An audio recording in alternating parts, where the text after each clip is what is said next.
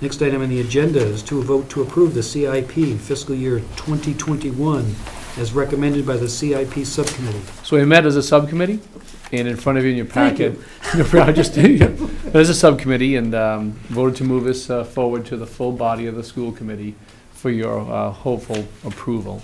In your backup packets, if you take a peek at it, you'll see that Kyle Kummer is required to not only do a projection of this next year's FY21 CIP, he's also asked by the town manager to predict those repairs 10 years out also. So what we're looking at tonight for a hopeful vote is not the 10-year duration of it, but the actual FY21, what you're looking at.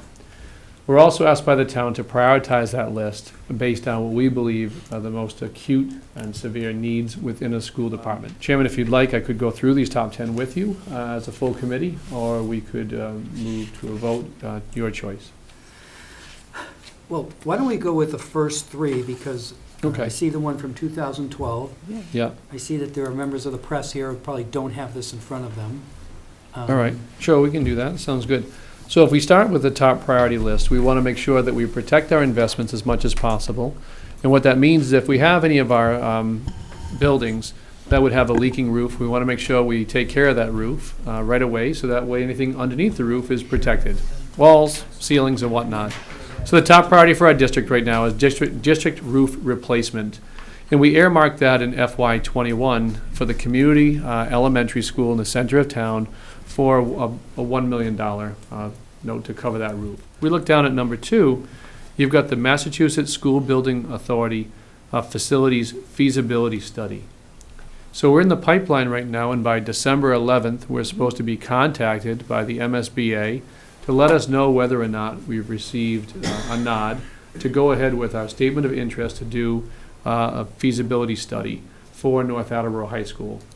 When we met with the MSBA, they came to us and they gave us a range of how much that feasibility study would cost. It was anywhere from $500,000 all the way up to like $1.5 million. We felt it was fair to put a dollar amount down of $1 million. Again, as we talked before, we would fund that $1 million, and the MSBA would backfill their proportionate share of that. And it's somewhere and hovers around 52 cents on the dollar we would get back from the MSBA. Then the third one we put down was athletic complex upgrades, and we put down $2.5 million.